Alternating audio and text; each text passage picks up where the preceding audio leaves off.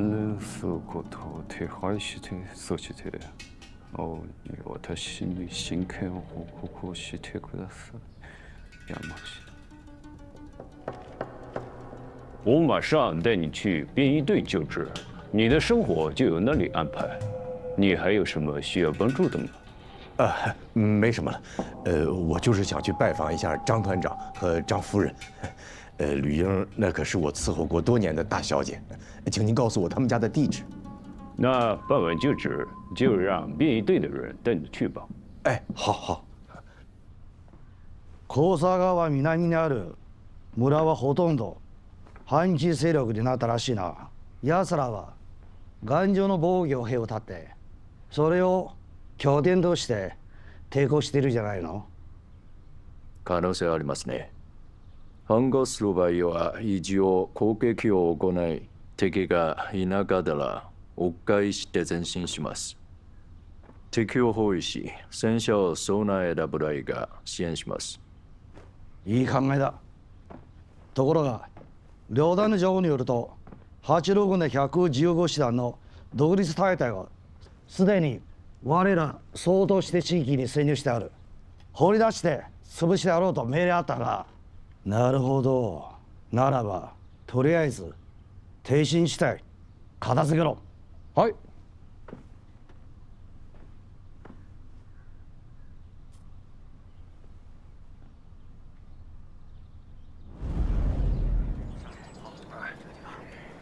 老赵，我建议咱们的部队休息到下午4点开始行动，向日军出击。接敌以后呢，2、3中队吸引敌军到松山一带的山区，1中队打着独立团的番号向白日村方向机动。别要那么着急，部队现在太累了，需要充分休息，最好明天早上再行动。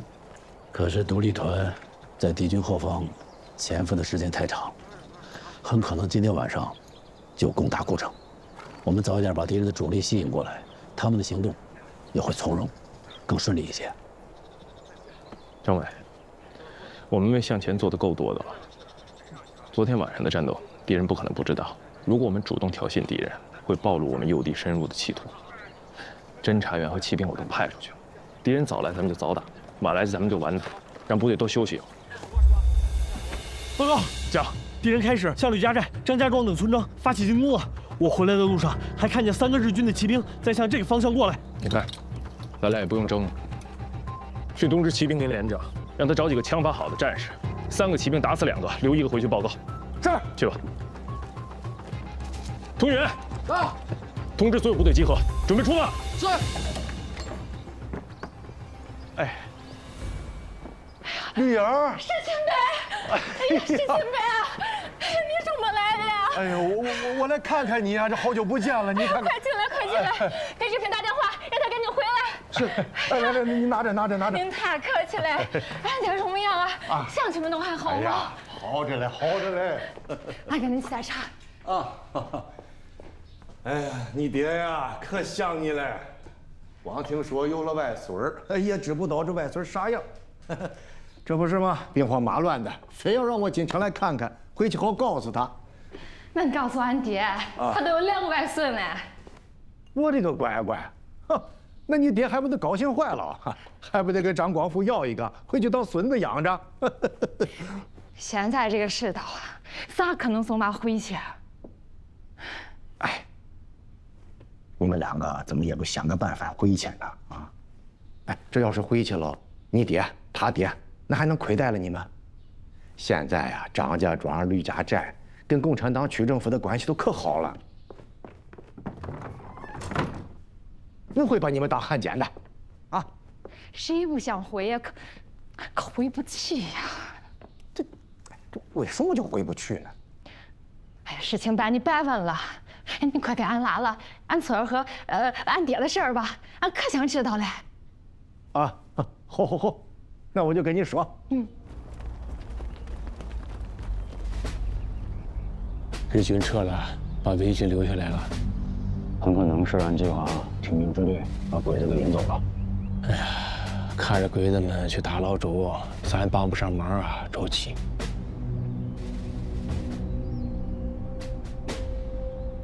我看这伪军啊，似乎只是在监视我们，但咱晚一点再想个办法，带着徐小队啊支援一下老周他们，哪怕在背后袭击一下日军也好啊。好。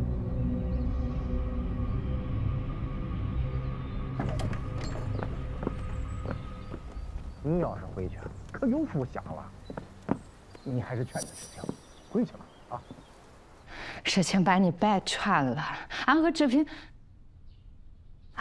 回不去了。还是因为志平啊？哎呀，这个志平怎么就想不明白呢？就当初要是回去了，那你爹把这个联庄会的会长让给志平，那共产党的区政府就在咱们村儿，那现在志平说不定都到区里头当官去了呢。哟，事情来了，志平回来了。志平，俺总算是见到俺爹是本人了。快点啊，准备好酒好菜，俺要跟石青白喝酒。你看看，俺把这事给忘了。石青白，那先跟志平拉了，俺去后边弄点吃的。好，走，石青白，走。哎呀，这好久不见了啊！来，喝水。好。但石青伯啊，俺得提醒你一句，这是在城里，不能把这共产党挂嘴上，那是要掉脑袋的呀！啊，哎呀，不都是自己人吗？怕什么呀？我知道你们两个呀都不喜欢鬼子。哎，石青白，这话您是越说越没有规矩了啊！这在城里，对不住，在那边习惯了，一下改不过来。哎，不过说句真心话，我是真劝你们两个回去。你爹他爹都让我捎话，叫你们回去。先不说这些，等一会儿啊，俺去给你拿个好东西。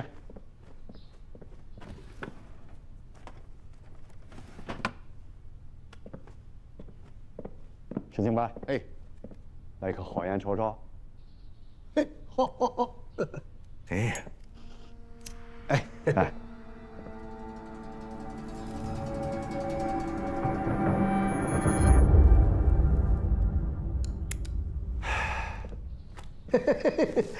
哎呀，这个日本烟儿是好抽啊！哎，石青白，这皇爵在那边正扫荡，你是怎么过来的？嘿，可不容易了，我是夜里走的，过封锁线的时候，好几次差点被抓。那进城没被查吗？查了，还搜身了呢。那警察呀，把我身上带的这点钱全给我搜走了，才让我进来的。哎，听说共产党那边查的也很严啊。哎，这你就不懂了。来，你看看，这是什么？哎，这叫路条。哎，那上边有区长的大印，我跟区长熟得很，在那边畅通无阻，这点事不难办。原来石青白在那边还真是有点关系啊。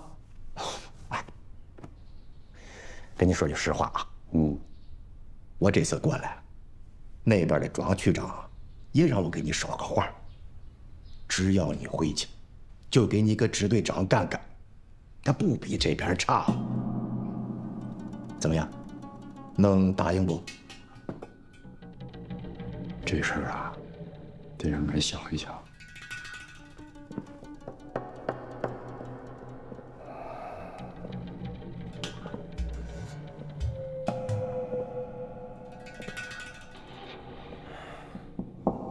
石青伯，俺有个事儿得跟你说一说，这事儿啊，还只能出我嘴，进你耳。你过来，俺小声告诉你。好。你说，这事儿啊，你是共产党派来的？那别你了！别！张团长，你别误会，我是山下太军的人，那个黑幕也可以证明。哎呦，我就是过来试探你。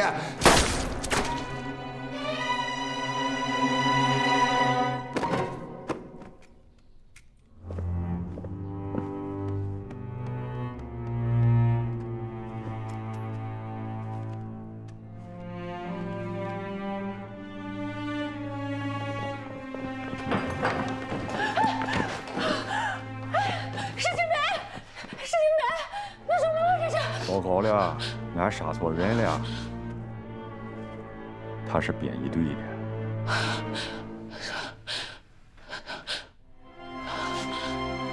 好嘞，叫几个人把尸体抬上，跟俺走。是。通報があるぞ。山下長官には陽性生と言われる諜報員がいて、町にいて死夫婦隊の夫婦隊長に任命させた。彼を就職に連れていたところ、会いませんか、彼と。情報機関については聞かないつもりだった。だが見に行ってもよい。国家を探るからな。うん。彼を長治兵の家を訪ねていた。帰ったら呼んでくるぞ。うん。バカ野郎！抬起来！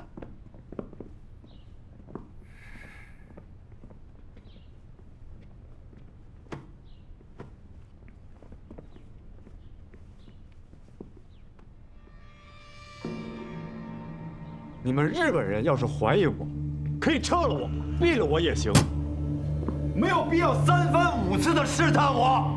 黑木，我是不是跟你说过，再有人劝我投八路，我当场就毙了，是不是？这个吕世清今天啊，拿着共产党的路条劝我投八路啊，我没废话，我把他毙了。但我没想到，我在他身上又发现了这个。田海军，我不知道该怎么办了。我要是不理他，他就得说我投八路；我毙了他，我杀了自己人。我现在是里外不是人，您看着办吧。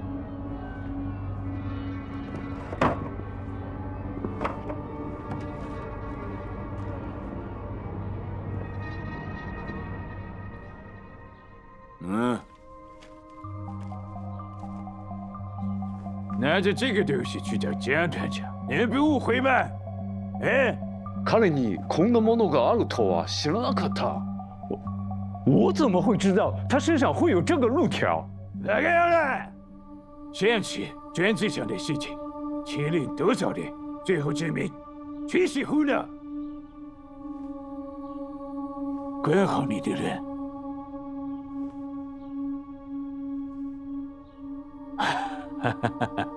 极品君，过来，过来，过来。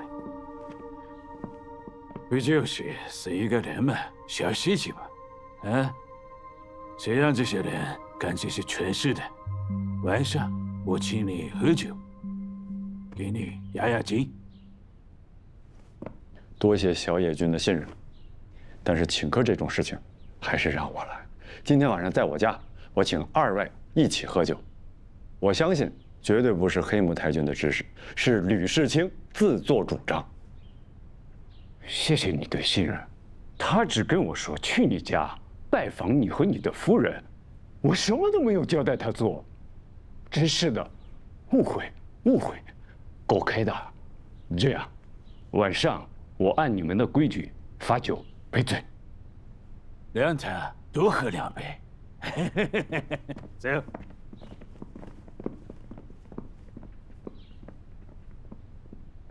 哥俩好啊，自己发财，五魁首啊，8平，输了，输了，喝酒。哎，好事成双，再敬黑木太君一杯。是，团长说的对，好事要成双，我再敬太君一杯。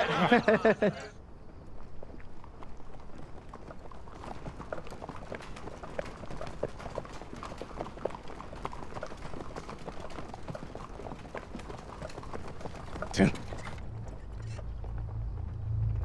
敢再来，我打死你啊！说吧。俺们是兵站的，去前线送物资才回来。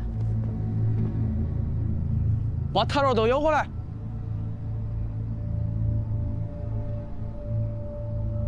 哦，是李队长，怎么才回来呀？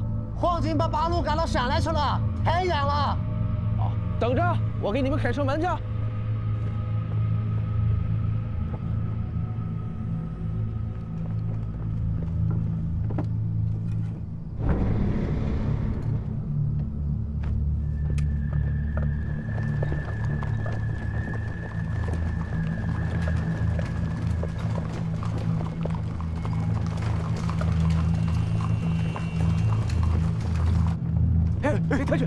哎，太君，哎，来喝口水，太君，哎，来，哎，喝口水。别动，对，行动。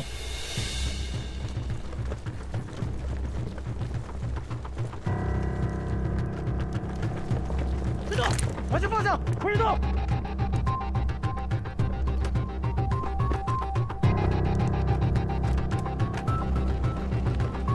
快，跟上！向团长，李教员，还有一句话，从头行动。去荣公馆，还有大汉奸家的，跟我走，走。保护好刘教员，团长放心。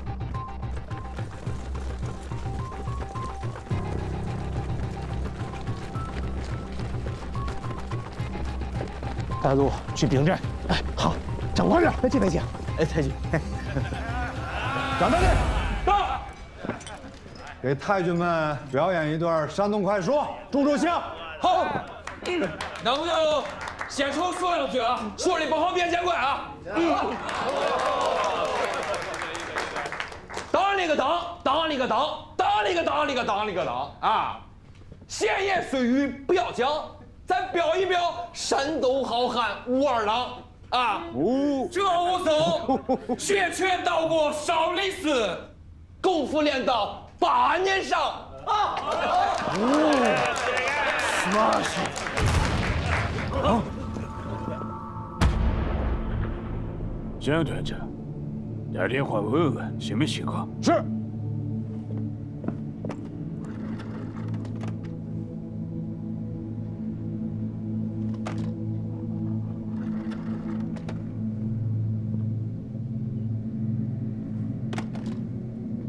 电话线断了。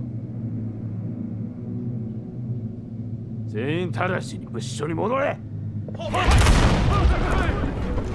团长，去看看走的孩子。无论怎么，他们能保护自己，保护太君。是，太君。外面太危险了，安全起见，让士官先走。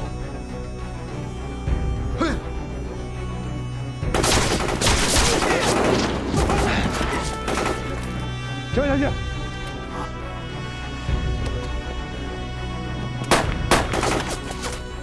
小心！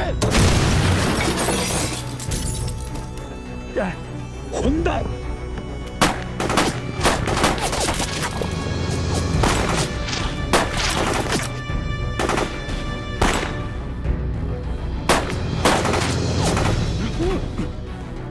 张大力到，保护太君，守住门口，还有小队，别让他们进来。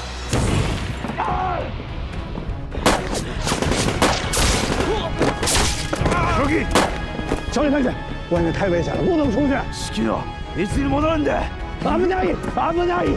还是你吧，他看还是小队长，都就出去了。小李太君，快走！哎呀，这个臭小子！一连长，哦，差不多行了，再说飞车呀，啊，赶紧撤离。在，还有剩下的物资和弹药全部销毁。在，哎，那手上能拿的，身上能装的，尽量装，明白吗？明白。哎，同志们，出发！丁政委，我建议啊，在这个鬼子没有摸清我们的动向之前，趁着这个冲天联队的主力离开益州的时候，咱们连夜打益州，咋样？我同意。好，同志们，打益州！是。谢谢太君。谢谢太君，你没事吧？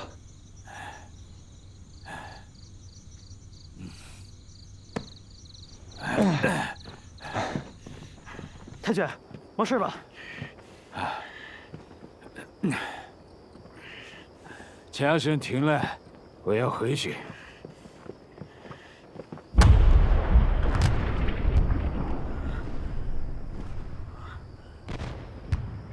しまった。そこは総統部隊の兵隊だ。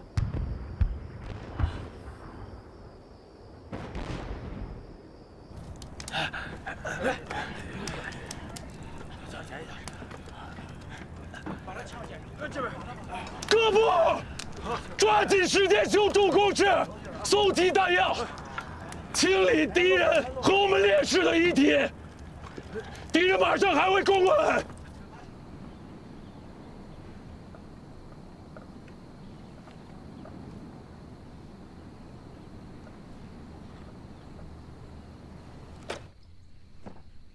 校長の連絡途切れだ。何かあるかな。おどけ。今監視のが我が軍がすでにこの地域敵の主力部隊を抑えた。抵抗の110した中に挺身地帯もある。その後ろ6キロあたりに岡沢連隊相当している。もう逃げられないぞ。敵は逃げられないように我が軍再攻撃準備し、フラフラの前でこの2の部隊を全滅させろ。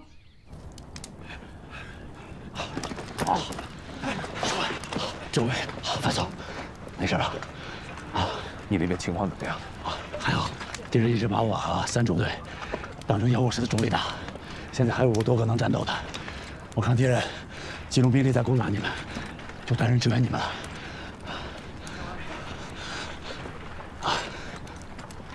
弹药快打光了，后面的地形也不利于坚守，我们已经退无可退了。坚持到今天晚上，我们必须分散突围。城里那边怎么还没动静？我估计相对他们已经动手了，只是鬼子现在还舍不得放弃对我们的攻击。保護します。ほれ。黒木、なんで来た？昨夜、敵の主力部隊は工場に攻め込んだ。留守部隊は全員戦死。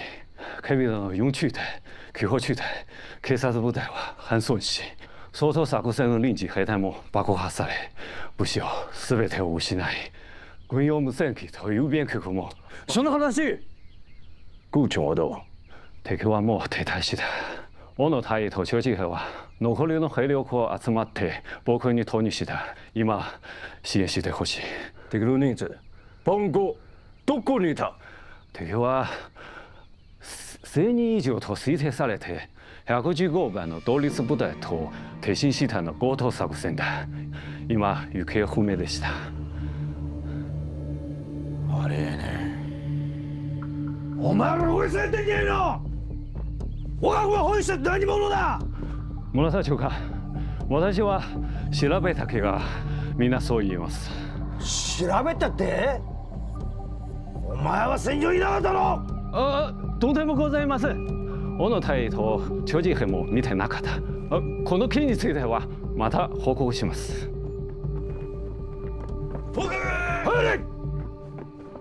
カット中隊はすでに攻撃準備が整っておりますので、直ちに攻撃してもよろしいでしょうか？大佐、予算本部から連絡です。読め！敵軍の主力部隊は大戦に飛び出し、イシュを包囲していると。イシュは飛翔地帯に陥り、村田連隊は敵本隊を囲むために直ちに帰るようにと言いました。マジだよ。いや、敵が我が軍をわざとそちらに引き寄せてきた。長官、イシュ援護しろ！いや、しかし大佐殿、敵を乱すのがいけません。奴らはすでに支えきれない状態ですから、ぜひ最後の突撃を生かせてください。今度こそ必ず奴らを全滅させてきます。よし、俺は先に出発。お前に指示がやる。はっ。砲撃隊、特殊砲弾隊、お前指示する。はっ。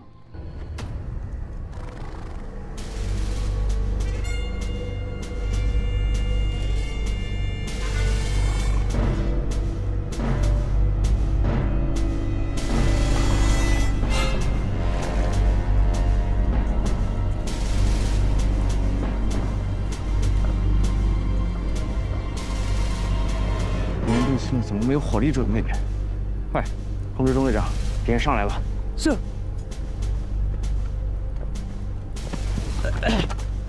小心我，鬼子上来了！注意应变，把鬼子放进来打，瘸子的。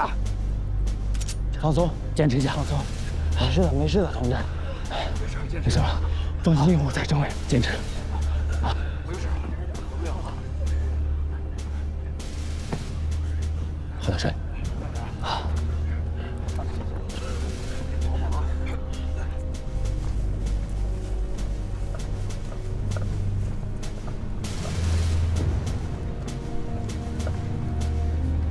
マスク用意。はい。不带。迎宾。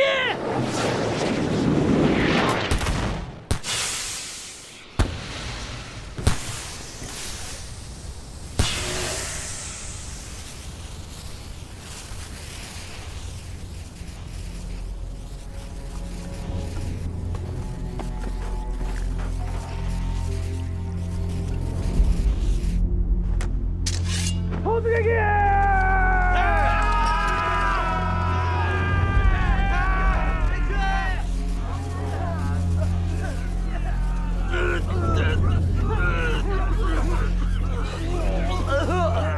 不好，敌人使用了毒气弹，预备队用湿毛巾护住眼睛口鼻，跟我上，快！卫生员在，给我准备湿毛巾，救助前沿阵地的朱子德同志。是。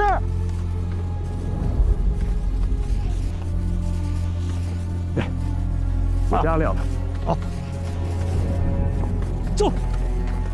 同志，给政委。对。好，带点水壶。是。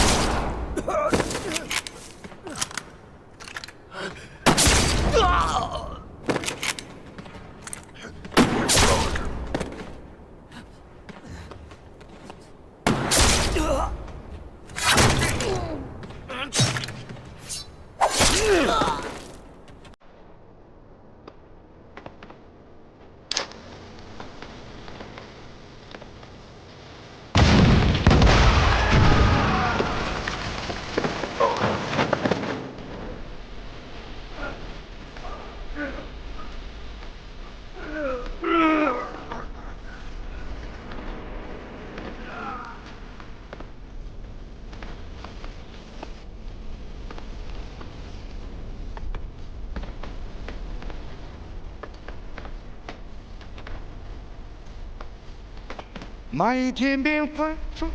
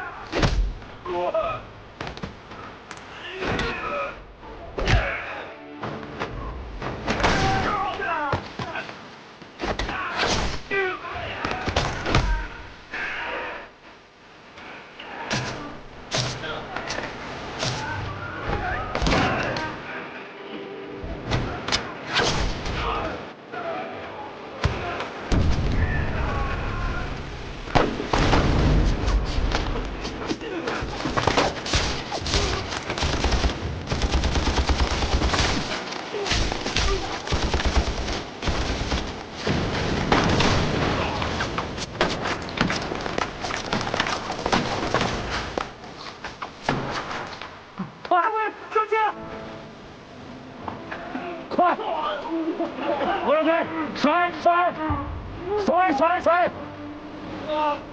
快，我让，甩！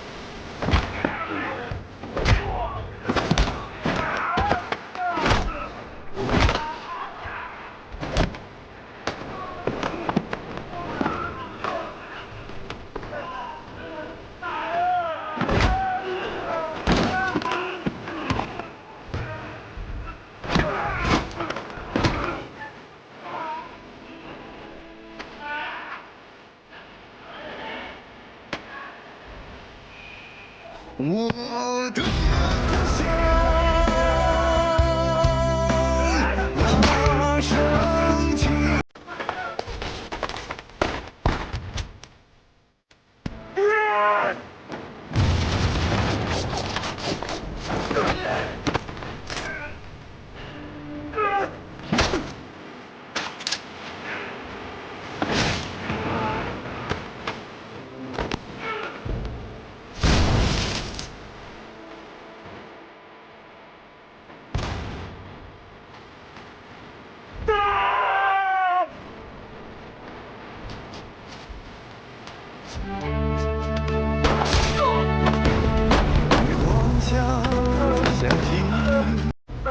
你什么？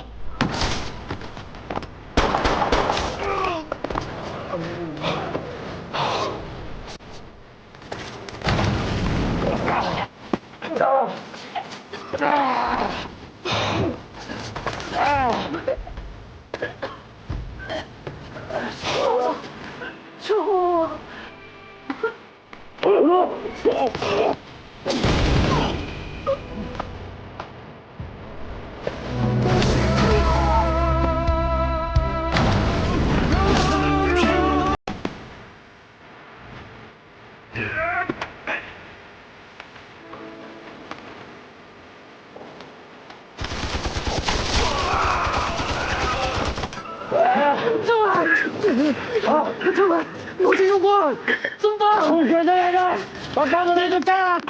是。他是怎么来的？他是谁带的？谁带？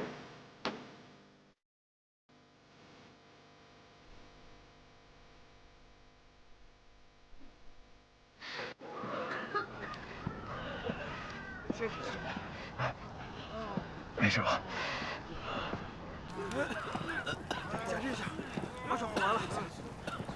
各单位，找些清水清理眼睛、口鼻。是。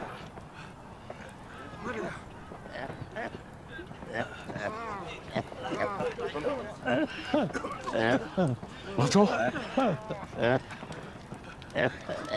你怎么样？我给你口罩呢。没事儿，没事儿。副支队长，政委把口罩给我了，怎么能随便拿所长的口罩呢？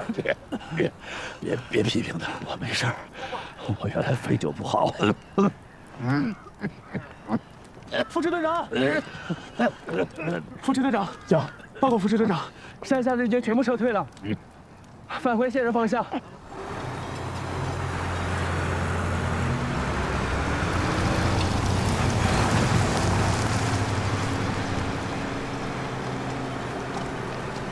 お願いします。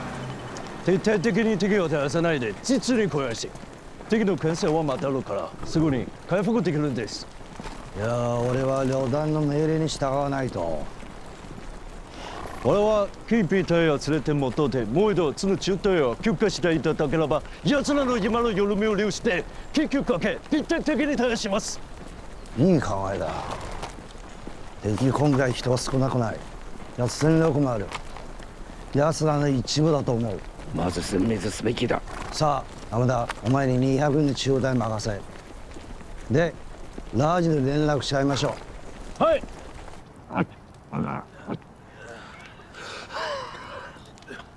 部队清点完毕了，损失太大了，600多人，3个中队，现在就剩200人，只能编1个中队了。武器弹药也剩不多了。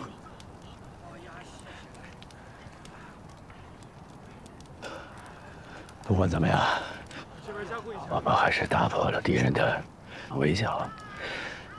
我估计向前他们已经得手了。不管怎么说，我们的4中队还是完整的啊！就这么拉抽屉似的反复，我们什么时候才能组成一支正规的兵团，跟日本人一较量一下？怎么，泄气了？不是泄气，我着急。现在正面战场也没有多少收复失地的好消息，以后呢，又是这样。我真不知道什么时候能把日本人彻底赶出中国。滇池旧镇，你不是都看过了吗？里边的很多观点，你也都赞同。现在就是最艰苦、最漫长的相持阶段。没事吧？卫生员，卫生员，别叫卫生员，我的肺本来就毛病，他们没有药，干着急。报告，讲。后方发现部队项目前进，声援不明，好几百人。继续追查。是。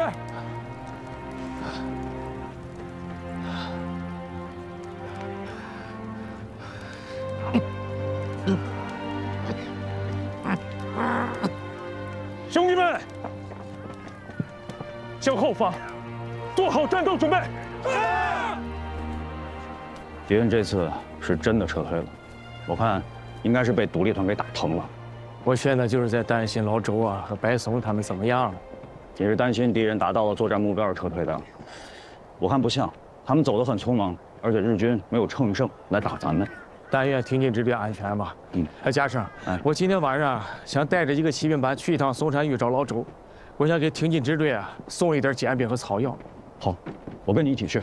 咱先把这边工作安排好。王玉他们啊在救治伤员，于世才也受伤了，我得看看他先。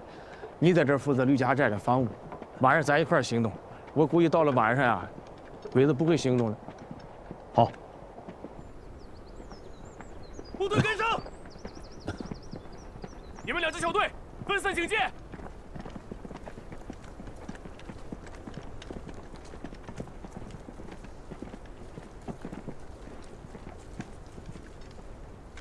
这位是刘公子柏松副支队长吧？是的，我是刘柏松。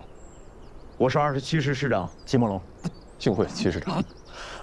这位是我挺进支队的政委周密，你好，戚师长。周县长你好啊！顾城县的抗日成就远近闻名，真是令人钦佩，辛苦了。你这咳嗽，原来这肺就不好，被鬼子毒气弹熏了一下。那正好，我部队里有一个日本留学回来的军医，让他给你瞧瞧。不大艰难，拉毛病了。戚师长，来我们防区有何贵干？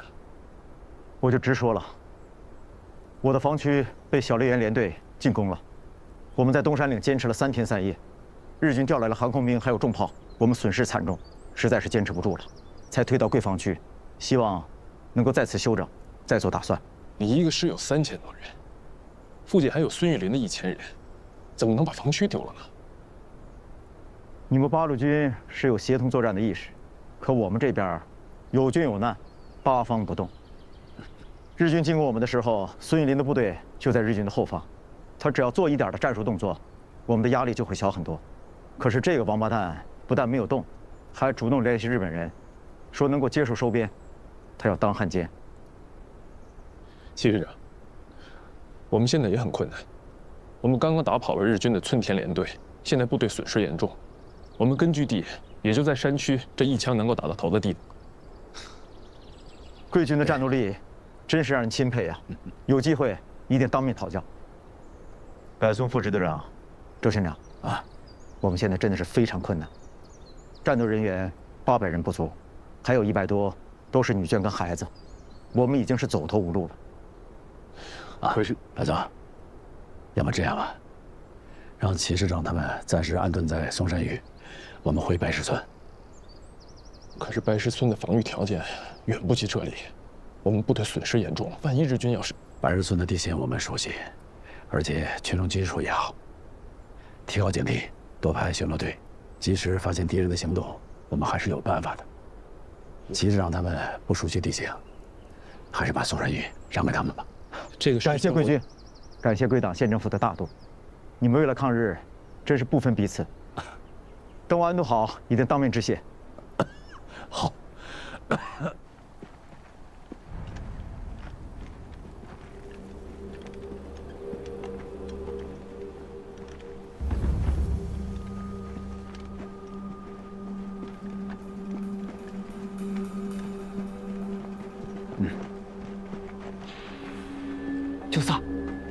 前方に敵の2つの敵部隊が発見されます。2つ1つは前進しての戦闘で200人以上です。今は白石村に向かっています。もう1つは小笠原連隊の包囲村から逃げ出した中継軍で800人以上があって多くの家族や子供を連れており孫山湯に向かっています。ここまでどのぐらいのか2キロです。2キロ中佐、奴らは負け色で追いかけて殲滅します。いえ、部隊を軍事で待機しろ。成功を続けて周りを偵察しろ。老伯，小朱啊，来，你们啊一定要把家守好了哈，一定要防着敌人杀回马枪，啊，处长放心，好。大家把物资口袋都绑好啊，不要影响城区战斗。准备好，立即出发。好。哦，哎，夏生，哎，你分析，你说老周和白松他们是在白石村，还是会在松山峪呢？要是我决定，我会去松山峪。为什么呢？那里更利于防守。你讲的有道理，那咱就去松山峪。好。张局长，哎，回来了。杜神已经慢着。张局长，你慢跑，你慢点，慢点。这是我配的创伤药和跌打膏，我让王区长拿着。他说没有你的批准，他不能要。没办法，我只能来找你庄区长了。王局长，你们就收下吧。这次是我自愿捐赠的，就当上次那个事的补偿吧。到现在，俺这个心里还过意不去嘞。杜神医，我们西药确实不够，需要这些草药给伤员救治。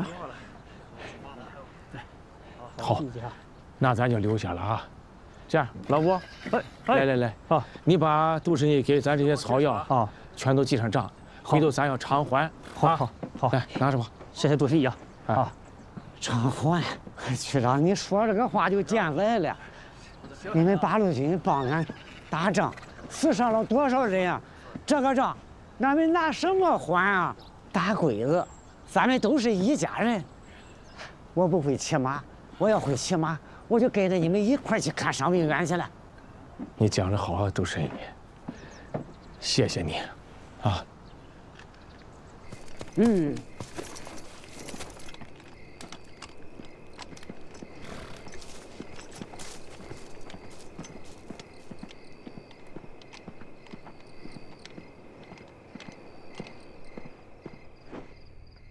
中佐、白石村も合意しました。村の西と南2つの工事に敵の班が1つがいる。攻撃部隊準備をされました。孫山峪から頼りがあるか。通信の報告では有利の違いが確保され、いつでも発砲開始できます。今回は夜間基地を仕掛けるんだ。部隊は待機して市中まで午前2時。他の準備をせずに白石村と工事1箇所奇襲しろ。はい。孫山峪はどうですか。彼らに伝えろ。女性は言ずに孫山峪を砲撃して大規模攻撃の捕虜をしろ。驚かせてやれ。白石村へ尋問の路上を阻止しろ。はい。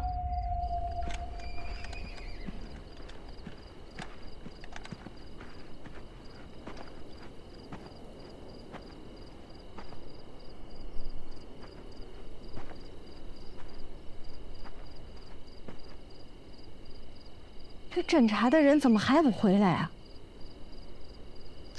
王爷，你急什么呀？你不把敌人情况摸清楚摸透了，你贸然进村那是很危险的。这敌人都走了，咱不是看见了吗？兵不厌诈，这鬼子是很狡猾的呀。你呀，你跟我是一样的，看着再多的兵书，也当不了将军。哎，看人家是。人打仗的时候比谁都凶，你看人休息的时候比谁都镇静，哎，这是大将的风度。啥大将风度？这就是没心没肺。听经支队生死未卜，谁能睡得着？也就是他。别在我背后说话哈！你看，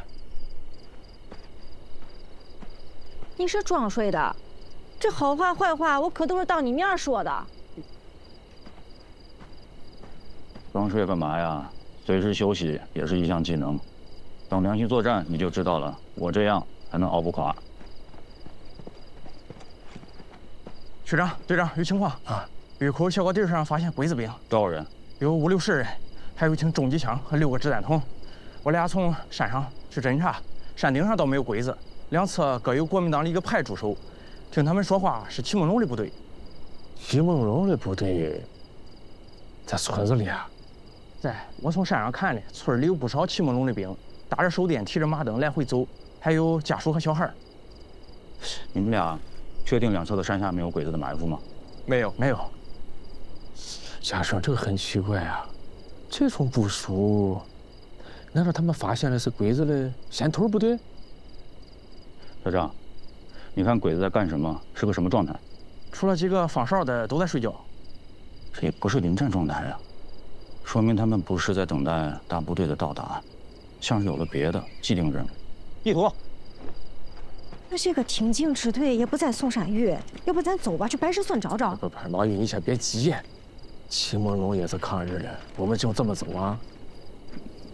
那实在不行，咱就骑马过去，给鬼子一顿手榴弹，然后咱就走，也算是提醒齐梦龙了。你先别急，你让家生好好分析分析啊，他比咱们俩懂军事，咱听听他的意见，好不好？家生，你给分析分析，什么情况呢？这是？我担心，这是鬼子作战部署的一个环节，真正的目标不在这里，也许就在白石村。这支小队呢，是用来阻止齐梦龙去增援白石村的。你有什么想法？如果敌人的目标真在白石村，那咱们挺进支队还有敌人的主力一定在那边。从这边敌人休息的情况来看，他们早就进入阵地了，而且白石村也肯定被包围了。他们只是在等待一个合适的时机开始行动。我们这10几个人打过去，能帮挺进支队早点警醒，但不可能帮白石村解围。简单的说，敌人要怕什么，我们就得干什么。家生，你的意思是说，我们先去救齐梦龙，然后让他去救援白石村？对，区长一点就通。从敌人的兵力部署来看，他们的兵力并不充足，所以才只布置了一个加强小队来对付齐梦龙。只要齐梦龙配合我们的行动，那么敌人的部署就会被打破。那他会帮助咱吗？之前遇到敌人，他可从来都没帮助过咱。这个呢，我也说不准。但与其我们跑到白石村打，提醒挺进支队，不如在这儿打，挺进支队也能听见。而且敌人打下了白石村，也不会轻易放过齐梦龙的。这点利害关系，他应该是明白的。家生分析的非常有道理啊！你想啊，齐梦龙的部队不到万不得已，他不会到咱们这个根据地里来，他肯定是走投无路了。而且那老周和白松要是不同意，他也进不来。对，所以说他要是把这个地方丢了，他无处可躲了，是不是啊？我认为，2位区长，你们2个骑马快速通过峪口进村。我估计敌人接到行动的命令还有一段时间，他们不会因为你们2个提前行动，所以你们应该能够安全通过。进村后找到齐梦龙，要求他派部队来配合我打掉鬼子的这个小队，同时派其他部队去支援白石村。我带骑兵班悄悄接近小高地的后方，等你们进村20分钟后，我们就开打。你们看这样行吗？就这样办。出发！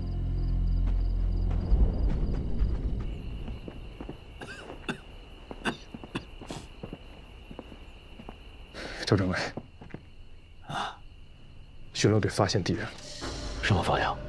敌人有多少人？具体兵力不详，但现在已经把村庄包围了。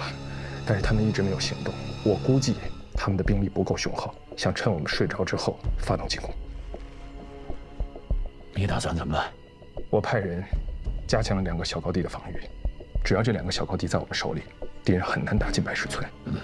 而且现在我把所有的部队集合，叫他们准备作战。现在就看齐梦龙了，要是他能从敌人后面戳他一刀，我们就能打败这股敌人；否则，我们只有分散突围，趁夜间走了。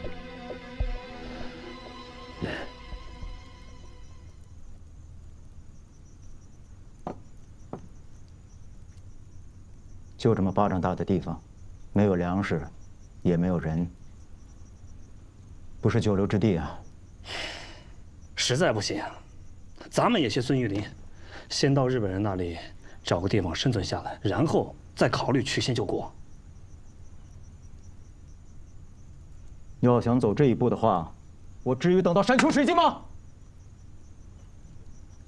当汉奸，我齐梦龙怕愧对祖先，这种话你再敢说，老子毙了你！是。报告师长，太太请您回去早点休息。跟太太说，让她跟孩子先睡，我还有事情处理。是。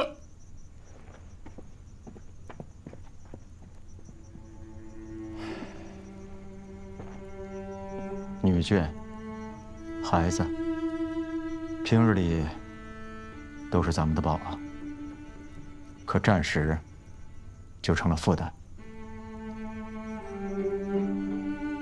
要不是因为这些家眷，咱们还能冲出来不少的弟兄。哎，你说共产党怎么没有这样的负担啊？我倒是挺佩服他们的军纪，就这样住在村子里，也没有欺负妇女的事情发生。哼，着实是令人佩服啊，纪律严明。报告师长，说共产党故城县1区的区长和副区长求见，说是有紧急军务。有请。是，里面请。哎，齐市长，我是1区的区长庄旭峰，这是副区长王宇。你好，二位久仰大名啊，不知二位到此有何贵干呢？哎，我先问一下，齐市长知不知道我们的挺进支队到哪里去了？知道，来，你看，他们现在在这儿，白石村，松山峪是周县长让给我们临时驻扎的。哎，那就好了，那就对了。多亏了周书记啊。情况紧急啊，我就直接说了啊。我们本来是带着一个骑兵班去找挺进支队，意外在咱这个村的村口发现了一个日军小队的埋伏点，所以现在我们估计啊，日军的主力部队就在这个北石村。村口这个日军埋伏的这个点儿，就是为了阻止你们去支援北石村的。所以现在我请求齐市长立刻调整部队，干掉村口这个埋伏点儿，同时出兵去支援北石村。师长，我认为现在我们的当务之急是应该立刻加强两侧山峰的兵力，这样才能确保安全，让我们进退自如啊！哎，这个我们已经侦查过了，在这2个山头上没有日军驻守的兵力，只有我刚才说的村口那个日军小队埋伏点。我们的骑兵班现在已经悄悄地摸到了敌人的后方，他们随时可以发起攻击，配合你们的进攻。你说的这个日军小队很有可能是他们的先头部队，在等他们的后面的大部队。师长，我们现在可只有800人呀，而且还有家眷，自顾不暇呀。我认为我们现在应该立刻派2个连上山，坚守两侧山峰，这样才能阻止日军进入松山峪。关键的时刻，我们还可以沿着松山峪向后山撤退。我们从敌人的枪口底下跑来统治你们，可你们呢，只想着自顾逃跑，还是不是抗日的队伍了？王宇，你还别急，咱们这个事儿让齐市长你自己考虑一下。师长，咱们可就剩这点家底儿了。齐市长，二位区长，不是我们不愿意出兵，而是现在我们弄不清楚日军的虚实啊。他们敢包围白石村，兵力至少不会少于2个中队，而我们现在手头只有7个连的兵力，拿出4个连来保护松山峪的家眷，剩下的3个连来消灭村前的日军加强小队，还算有把握。如果再去支援白石村，怕是力不从心啊！越是在这个最困难的时候，我们要联合抗日啊！都是中国人啊，这个时候得一条心吧。否则我们一定会被敌人一个一个击破。其实让你想一想，如果鬼子顺利地占领了北石村，下一个目标就是你们无处可躲。为什么村口正有一个埋伏点啊？有2个作用：第一，它就是为了阻止你们去支援白石村；第二，它是要黏住你们，等待他们的大部队过去支援。那你们怎么办？戚师长，尽快决断呀！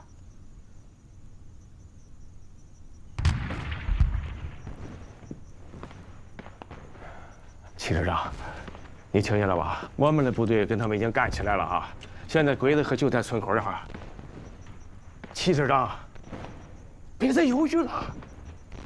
季风，别跟他们啰嗦了，咱们先去支援加胜他们。走。王岳，王副学长，你一个女人都敢去冲锋陷阵，难道我们这些爷们儿会当缩头乌龟吗？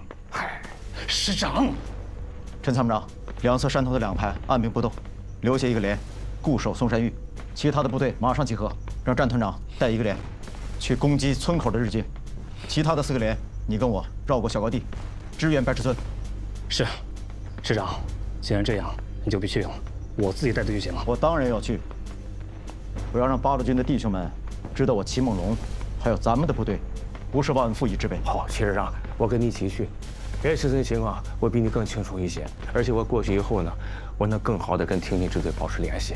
王宇，你和团长打村口打鬼子的时候，一定要注意和嘉盛的联络。收到。走吧。走。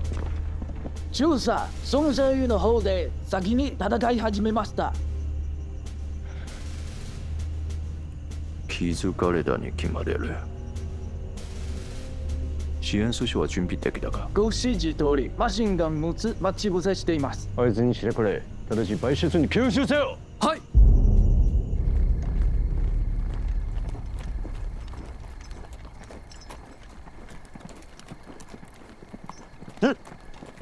卫兵，到！去前面，把庄学长给我叫来。上，上，上，走，就，走，就，戚师长，你找我啊？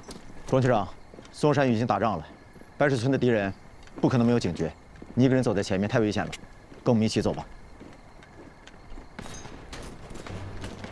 停止前进！什么情况？报告师长，前方遇到敌人阻击，前排伤亡惨重。有多少敌人？人数不多，大概有1个小队，但火力很猛。师长，是不是中了埋伏？埋伏什么呀？周围早都打起来了。我看他们是兵力不足。前面连，排1个排，迂回到敌人后方，迫击炮占领射击阵地，给我狠狠的打！是，所有人进行队，缓步前进！是，快！是，報告です。白石村の敵が前から警戒したので、我が軍が攻撃し損なった。長官、チムゴン軍が増援部隊に猛烈な攻撃を加え、小松隊長から応援要請を頼まれました。小松に伝えろ。最後まで戦い、半歩も立ち退くな。はい。酒井。はい。命令、白石村の敵を激しく砲撃し、各隊の停滞を支援しろ。村頭区の方に向かう。はい。子秀。は。旅団長に電報で、我の第2作戦計画を指示して、快速部隊を派遣してください。孙玉林、李少腾、杀手库行動開始。以上。协同作战就是不一样啊！这一仗打得漂亮。戚师长，感谢你的及时支援啊，要不然我们只能分散突围，摆脱日军了。千万别这么说，贵军给了我们安身之所，人敬我1尺，我齐梦龙还不了1丈，还个8分还是能做到的吧？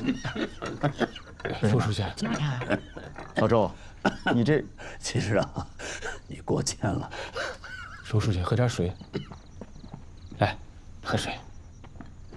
报告师长，说，松山峪村口的日军分队已被全部歼灭，跑了几个为邱队长的骑兵追上去，全给砍了。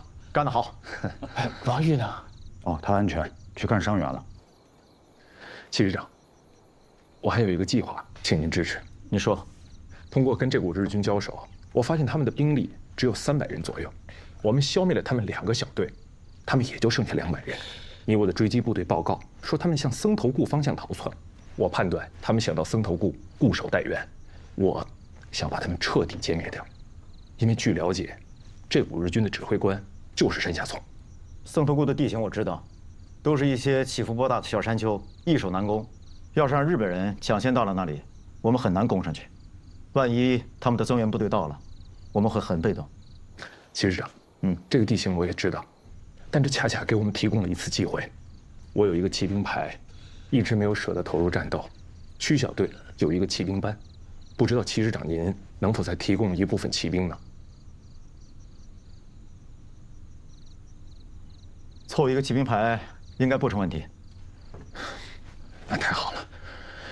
据了解，这5日军都是徒步行军，我们就把这70、80个骑兵派出去，抢先占领僧头固，然后把山下聪阻挡在平原地带，集中所有兵力，用最短的时间把他们全部消灭掉。柏松副支队长不愧是中央军校的高材生啊！你这个计划我同意，机不可失，时不再来。詹团长，好，6个连1个骑兵排都交给你，统一听柏松副支队长的指挥，打好这一仗。我向鲁苏战区还有军事委员会给你们请功。是。感谢齐师长的信任与支持，我兵力4倍于敌，这功劳我们答定了。邱家胜，到，所有骑兵由你带领，务必抢在日本人之前占领僧头固。是。周叔，周书记喝点水。你喝点水。周军长，你怎么了？让你老赵，周书记，周书记，老赵，周书记。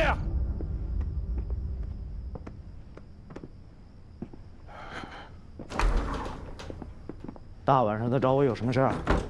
来，看看这个。山下聪让我以皇协军第7团的番号，配合李少棠的第5团，占领嵩山峪，彻底消灭齐梦龙。如不服从，明天就派飞机轰炸他们。上贼船容易，下贼船难呐。既然统一改编为皇协军，那就得听日本人指挥了。这山下聪，老子暗地里帮他干了多少事儿，还不知足，非要我彻底戴上汉奸的帽子。老陈，你说怎么办吧？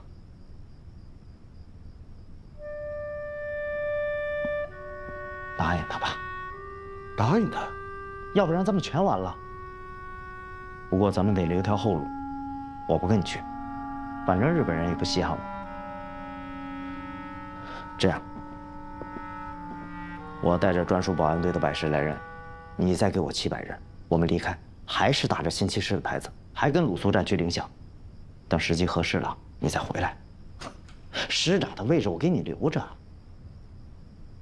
行，啊，你离开，我同意，给我留条后路嘛，对吧？可是你这又要番号又要人的，是不是有点趁人之危了？你给了人，给了番号，我将来才好为你说话呀。要不然怎么证明你是曲线救国呀？那行，你不同意也行。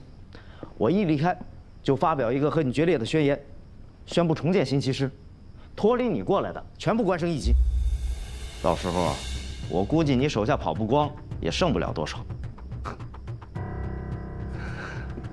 你跟老子玩这套啊？你信不信我现在就毙了你？你下个命令试试，看进来的人是毙了我还毙了你？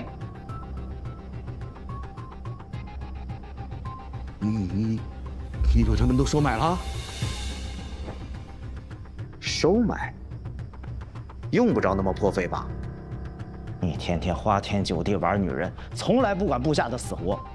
我不过是帮他们解决了该解决的问题。还有，你知道新七师有多少人不愿意跟你当汉奸吗？要不是我替你解释，你脑袋现在还能在脖子上吗？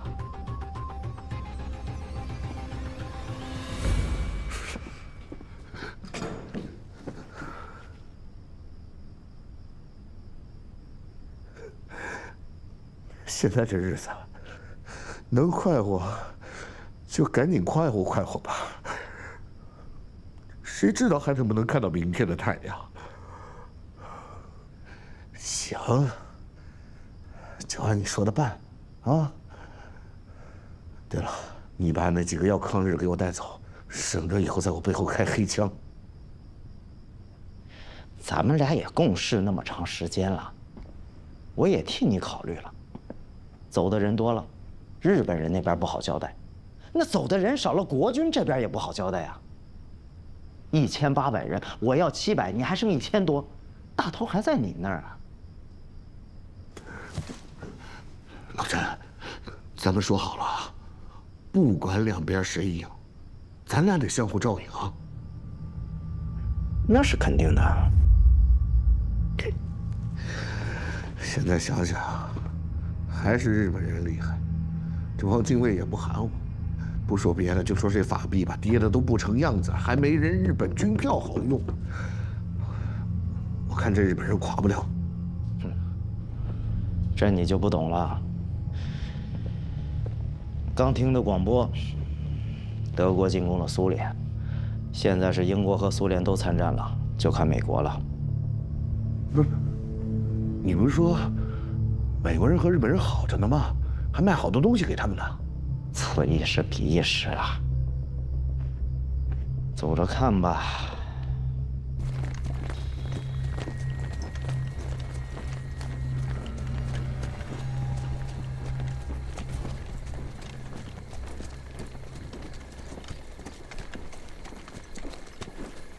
連隊長、敵が迫ってきて、挺身部隊と見物の残党は移動されました。援護部隊は半地完了。命令、素早く戦闘口へ向かおう。はい。長官、敵の騎兵部隊が約70人現れた。ライフルの射程距離以外で選抜部隊を乗り越えた。その動向へ急ぎました。敵の指揮官はよくやったねこのイボ。が運命は変わらんぞ。我々の経過はどうですか。戦闘後の射程外に有利な地形を探してくれ。高地を築き救援を待とう。はい。足で進め。はあはあ。师长，师长，怎么了？孙玉林的部队从前面打过来了。这个卖国贼，他居然公然投敌！他们有1000多人，手里有迫击炮，还有重机枪。我们的部队人数太少，很难守住。他还叫嚣着要让我们投降，接着驻兵。命令两侧山头2个排，不惜任何代价，给我坚守1个小时。是。留守的一个连马上集合，掩护架舰向后山撤离。是。带上周县长，还有他的警卫班。别忘了，告诉刘柏松还有战团长，敌人有可能是调虎离山，马上撤到山区。是。敌人放弃占领松头谷了。不光是放弃，还避开了我们的火力。我们在这里对围攻的部队起不到任何的作用。我们赶紧下山去参加战斗吧。虽然说我们在这里不能支援对山下村的围攻，但是我们可以扼守公路。2位局长，我现在非常担心这是山下村的阴谋。先生，你具体给说一说呀。你们看啊。那不远处就是一条公路，这条路应该是通往金浦铁路线的。如果敌人从那边调集快速部队，很快就会抵达这里。而我们呢，要是离开了山区，那敌人一旦进攻咱们几乎是无处可退的。咱们宁可呀，把山下村想的是更狡猾、更阴险才行啊！我之前听向前跟我说哈，派一部分部队啊缠住我军。再用远处的快速部队突袭，这是日军的惯用战术。对，如果这是山下村的计划，那么他就是打算调虎离山，彻底消灭我们和齐梦龙的部队。李先生，现在又怎么办呀？哎，军事上我们听你的。这个骑兵在山上呀，起不到应有的作用。我打算只留下1个班，在下面那个小高地做疑兵。我呢，带着大部分人隐蔽下山，埋伏在公路边的树林里。如果敌人真的派快速部队来了，我们就等他们刚下车，立足未稳，冲杀出去，给大部队争取撤离的时间。所以麻烦2位区长下山去找柏松，建议他一旦不能迅速结束战斗，就主动及时撤离。其实柏松啊，不是考虑不到这些风险，他就是太想灭掉山下村了，好不容易给困住，你让他撤出来，这对他很困难。我去说也不太合适。他总是觉得我是一个不懂军事的人，他不喜欢我在这指手画脚。王宇，你去说合适，我觉得效果会更好。白松有能力，也比较自信，但是他聪明，能辨出对错，私下说也许会好一些。哎，这个骑兵班你给我留下吧，我在山上坚守，好不好？行，齐峰，我呢跟你留挺机枪，配合我们在山下攻击敌人。好，但是记住啊，看到我们撤离，你们一定要跟上。好。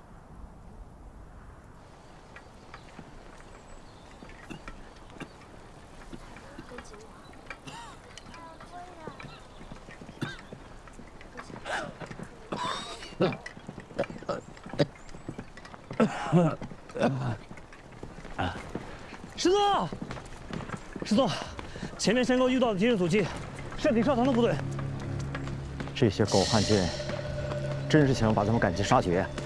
传令下去，占领前面的回马岭，坚持到天黑，想办法突围。是，所有人加快行进速度。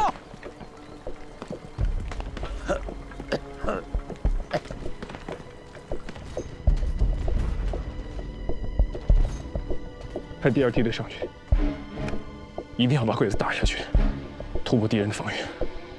同学，到，打信号弹，干！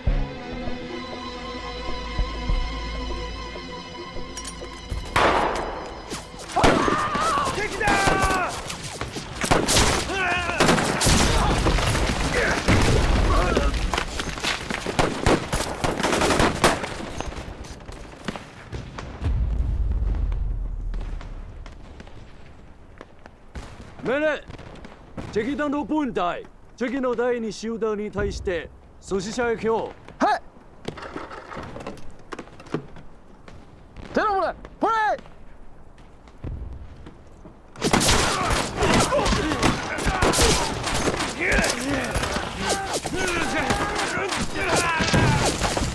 酒井、君の予備隊を派遣しろ。その前に演弾を投げつけてくれ。煙弾か？毒ガス弾持っていますよ。現世の風向きはふさわしくね。毒気弾を発射することができない。今演弾なら同じく一効果があるかもしれない。はい、かしこまりました。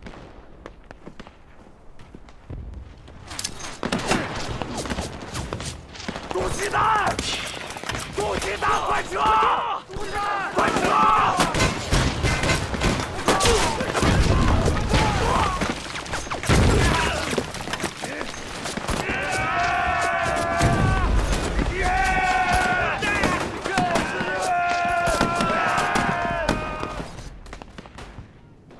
进攻失败，部队退下来了。我方战场指挥官完全没有判断能力，那是发烟罐，根本不是毒气弹。日军都没有戴防毒面具。2梯队没上去，他们也坚持不住了，退下来也好啊。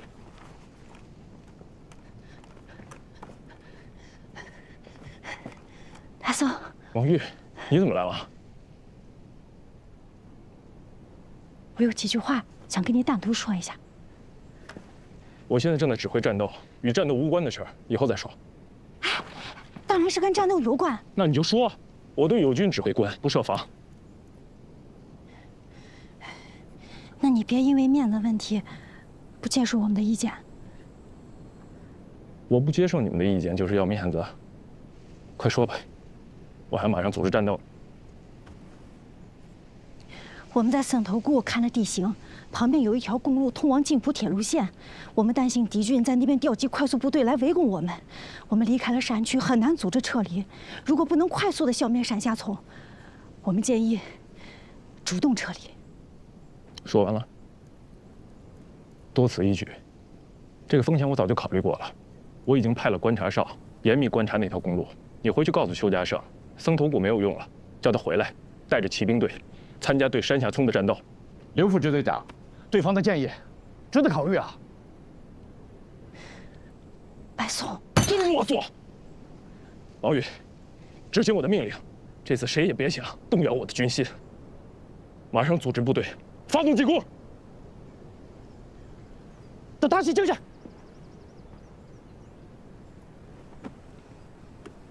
“。 “。 “。 “。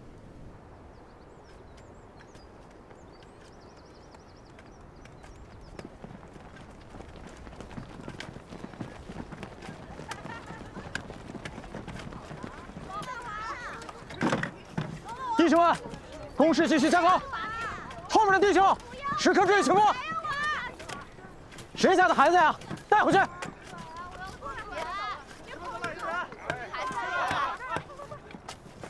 看好他，看好他。陆县长，啊，现在这个情况，你有什么对策吗？这两股汉奸之间是有矛盾的，这一点是可以利用的。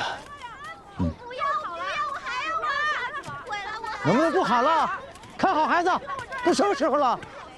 师尊，师座，怎么样？师座，搞清楚了，孙玉林的部队在山前，二黑头的部队在山后，两边都没有积极组织进攻，并且互相戒备。看来啊，他们没有互信。周县长，跟你说的一样。李师长，我是孙玉林啊，我们可是老相识了，都在委员长手下效过力啊。如今你走到这步田地，兄弟我十分同情啊。不如你下山接受改编，我保证你和兄弟们万险不变，待遇比原来更好。徐师长，你别听那孙胖子放屁，日本人才让他当个团长，他能让你当上师长？你呀，还是过我这边来吧。你别管当多大的官儿，谁能管得着你呀？你是要地盘有地盘，要钱有钱，要女人有女人。你们都别喊了，我跟弟兄们商量一下，然后派个代表跟你们谈，谁给的条件好，我起码我跟弟兄们就跟谁走。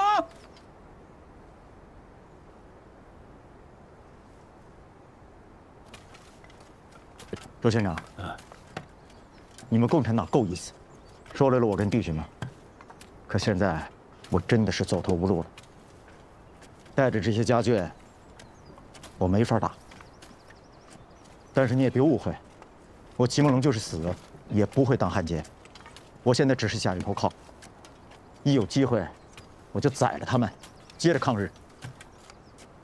现在的问题是，你们怎么办？他们容不下共产党。我无权干涉你的决定，但是我要给你一个忠告：不能投靠李少棠，他是一个没有信用的人。我也这么想。但是呢，一旦你下去投靠了孙玉林，李少棠会占据高地偷袭你们，连孙玉林一起打。我看啊，我可以给你一个建议。你说。王月。家长啊，该说的我都说了，可是白松他不听，他让我回来传达命令，命令所有的骑兵回去参加进攻山下村。现在怎么办？命令必须服从。走，我们去找齐峰。好。李团长，我们师长想知道，下山跟了你们，我们能得到什么好处？嗨，你少给我来这一套。那齐梦龙是什么人呀？啊，他是官帽子堆里出生，金银窝子里边长的，经过讲武堂，蒋介石那老头子亲授的将军，他能跟我这个绿林好汉？我们师长啊，请您放心，他绝不会投靠李少棠。这个李少棠啊，他就是个土匪，毫无信用可言。就是啊。不过呢，孙师长，你要知道，我们要是下山投靠了你，他李少棠肯定会从后面跟上来，占领我们的制高点。我说你们是不是和孙玉林那老小子一起算计我的吧？这，嗨，林团长，哪有的事啊？你是不知道，我们师长最恨的人就是孙玉林了。都驻扎在同一个防区，在我们跟日本人鏖战的时候，这个孙玉林他不但不帮忙，他还背后捅刀子。我们齐师长综合考虑了，他说，先派少量人员护送家眷下来，部队呢坚守回马陵，这还需要你孙师长派出部队从山下绕过去袭击李寿堂。等咱们一起把李寿堂打跑了，那个时候啊，我们才能踏踏实实的下来投靠你孙师长啊。你别跟我耍心眼子，你还嫩点儿。老子办事就看划算不划算，这天下的事都是买卖。今天这个买卖，我看不上，我感觉要赔本儿啊。好，那李少堂早就想收拾这个王八蛋了。你们在高处火力支援，我派部队过去，一定能干翻他。那，你回去跟齐师长说，齐师长他要是愿意来找我啊，我给他留好地盘，啊，吃香的喝辣的。他要是愿意跟孙玉林那个老小子混，我们井水不犯河水，大路朝天，各走半边。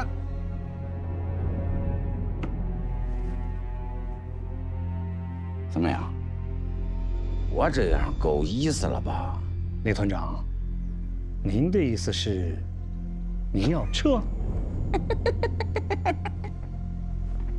我说你这帮人啊，我就知道你信不过我。